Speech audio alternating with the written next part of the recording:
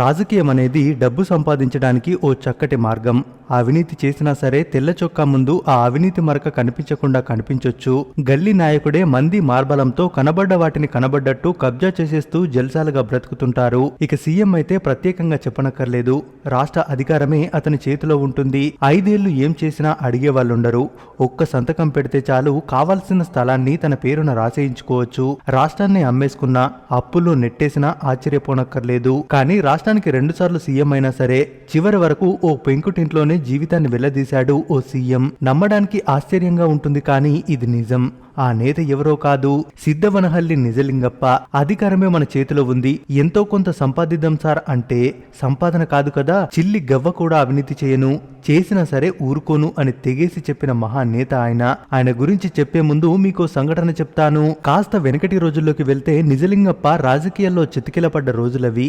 అతని గురించి తెలుసుకున్న సోనియా గాంధీ అతన్ని కలవాలని కబురు పంపింది. సాక్షాత్తు ఓ పార్టీ అధినేతే స్వయంగా కలవాలని కబురు పంపిందంటే ఏ నాయకుడైనా ఎగిరి గంతేస్తాడు. కానీ నిజలింగప్ప గారు మాత్రం కంగారు పడ్డారు. ఆయన్ని మళ్ళీ పార్టీ ఆఫీస్కి ఫోన్ చేసి, మేడం, మీరు మా ఇంటికి రావాలనుకున్నారు, చాలా సంతోషం. మీరు వస్తే మీ వెనుక మంది మార్బలం వస్తుంటారు. కానీ మా ఇంట్లో డజన్ కాఫీ కప్పులు, ఒక సాసర్ మాత్రమే ఉంది అని దాచుకోకుండా తన పరిస్థితిని చెప్పాడంటే నిజలింగప్ప మనసు ఎంత తేట తెల్లమో అర్థం చేసుకోవచ్చు.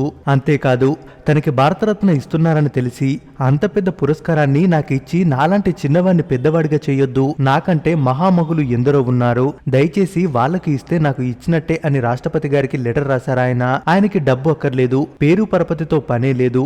ఆయనకి ప్రజాసేవ అంటే ప్రజలకు సేవ చేయడమే. 7 ఏళ్లు సీఎంగా పనిచేసిన ఆయన ఏనాడు చిన్న అవినీతి చేయకుండా అధికారాన్ని తన సొంతానికి వాడుకున్నాడని గాని ఒక్క ఆరోపణ కూడా లేదంటే ఆ మహనీయుడు గొప్పతనమేంటో అర్థం చేసుకోవచ్చు. పేరుకు సీఎం అన్న మాటే గాని తనకి సొంత కారు కూడా లేదు. తన సొంత ఊరు చిత్రదుర్గం నుంచి బెంగళూరు వెళ్లాలంటే స్నేహితుల కార్లలోనే వెళ్లేవారాయన.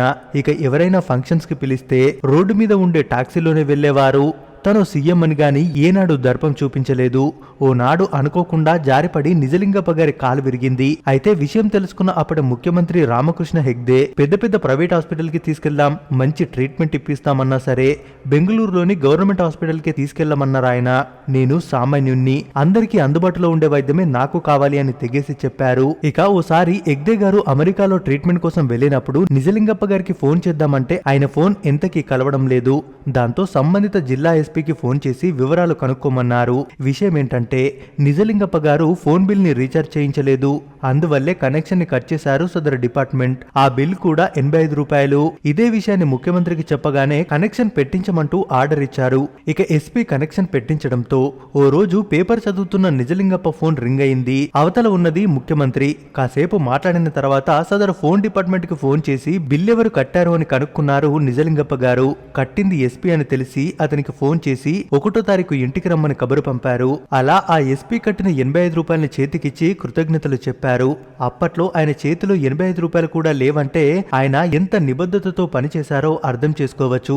ఇప్పటి నేతలకు ఈ విషయాన్ని బల్లెంతో పొడిచి చెప్పినా అర్థమవుతుందో లేదో. ఒక్కసారి సీఎం అయితేనే తరతరాలు తరగని ఆస్తుల్ని కూడబెట్టుకుంటున్న ఈ రోజుల్లో 2 సార్లు సీఎం అయినా సరే చిల్లి గవ్వ కూడా సంపాదించుకోలేదు నిజలింగప్ప గారు. ఓసారి అతని పిఏ, సార్, చిన్న చిన్న నాయకులే దర్జాగా మంచి మంచి ఇల్లు కట్టుకుంటున్నారు, మీరు మాత్రం ఇలా చిన్న ఇంట్లో ఉంటున్నారు, నా మాట విని ఓ మంచి బంగ్లా కట్టుకోండి సార్ అన్నాడు.